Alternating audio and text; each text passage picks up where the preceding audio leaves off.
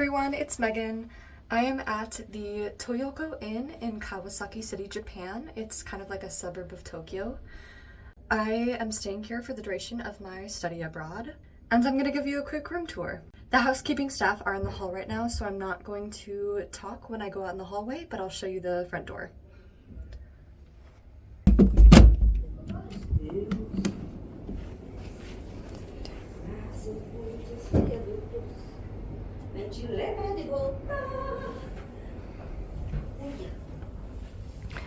So we walk inside, and it is pretty small in here. First thing we notice is we've got a little keycard holder for the lights and the electricity. I think even the Wi-Fi and the heat still works, but the Wi-Fi I believe does not work unless you have that keycard in. Here's the front door. We've got a little map for emergency exits. Oh, I didn't notice that. I was looking for, you know how in the US we have like a tag to put on the door for Do Not Disturb? There's a Do Not Disturb magnet that I didn't notice before. So you can take that off and put it on the front of the door. However, we've been here for 2 nights, I believe, 3 maybe, and the housekeeping has not come into our room yet. They've just been leaving fresh towels outside the room, an old-fashioned deadlock, and we can lock the door here. The deadlock is being really tricky, so we haven't been messing with that. I do have a roommate, and my roommate is kind of messy, so I'm very sorry about that. The hotel did provide us with these slippers, as is customary in Japan. They are really sturdy, but they're also very squishy and nice to walk in around the room. These are the bags with the fresh towels. We haven't used them yet because we have only showered once, I believe. There is, covered with my roommate's things at the moment, there's a little desk area. That kettle came with the room so that we can make tea or anything in the room. We've got a TV, and the TV has live TV and also streaming services such as Netflix and Disney Plus, which I plan to be using. If you saw my review of Jujutsu Kaisen Execution, Season 3 does come out tomorrow, and I expect it to be on the Japanese Netflix so that we should be able to watch it in our hotel room. We've got a mirror here, a little vanity area. Cell phone, another small mirror. We've got a few different books here. They did leave the New Testament of the Bible and also the teaching of Buddha. So we've got some options for people of varying religions. Buddhism and Christianity are probably the top 2 religions in Japan. We've got the 2 beds. My bed is that one over there. I'll take you over here. There is a little rack for us to hang things like coats and pants. We have this spray cleaning bottle, which I believe is air freshener. So there is enough space for us to like tuck things under the bed. My roommate has her suitcase under her bed. I have my shoes and my duffel bag. There's my slippers.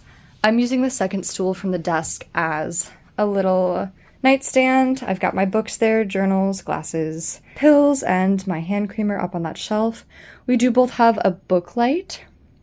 There are outlets over there by the desk, but I have just kind of let my roommate take over that area, and I have been using my little charger here and this USB port to charge my phone at night because I want to have my phone right by me. I believe those are USB-C ports, but there's some sort of charging port. And then there is a light here that turns on the sconce, and also that light down there. One thing I will say is the beds are quite firm. If you're a person who really loves a soft mattress and a soft pillow, you probably shouldn't come to Japan. Japan is, of course, traditionally built on like using futons, which go on the floor, and just keeping your mattress on the floor in general. The bed frame is extremely simple, and it's just the mattress, and I can show you. It's just a single top comforter. There isn't like sheets or anything, so it's just one layer. But this comforter, extremely soft and warm. That's the comfiest part of the bed. The pillow also has one side that seems to have like beads in it almost. I have to be careful to keep my pillow with the bead side facing down, otherwise it's really uncomfortable.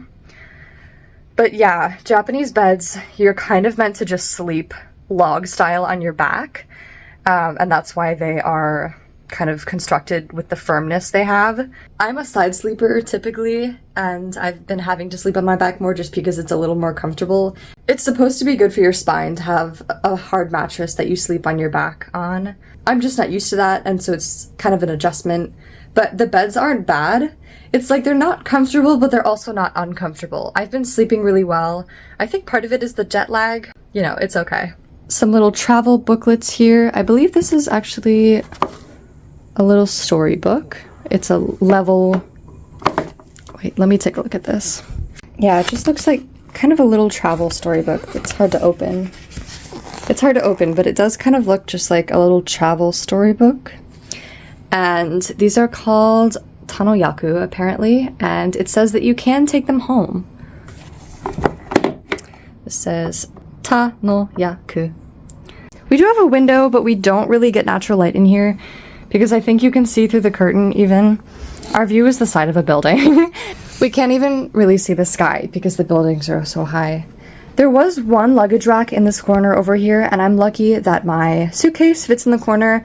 I've just mostly been keeping all my stuff there. I'm not a big unpacker, so it's easy for me to just sit on the edge of my bed here and get whatever I need out of my suitcase. My backpack is there. I have a garbage bag for laundry down there. And let me show you the bathroom. That's a humidifier, by the way. Here's the light switch. These control the room. This is for the bathroom. And these are for the vents in the bathroom. This one turns it on.